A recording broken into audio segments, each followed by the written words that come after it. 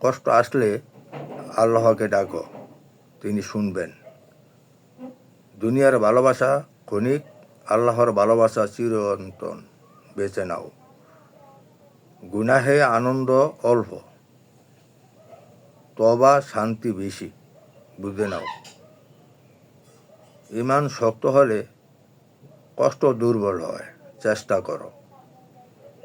দুনিয়ার পরীক্ষা, আখিরাতের ফলাফল, প্রস্তুত হও। আল্লাহ তোমার নীরবতা শোনেন, শব্দ লাগে না, তিনি জানেন। দোয়ার শক্তি অবিশ্বাস করো না, এটা বাস্তব। তওবা দেরি করো না, সময় নিশ্চিত না, আজই করো। সেজদায় নামলে অহংকার ভাঙ্গে, মন নরম হয়। আল্লাহর দিকে এক কদম, তিনি আসেন 10 কদম। শুরু করো।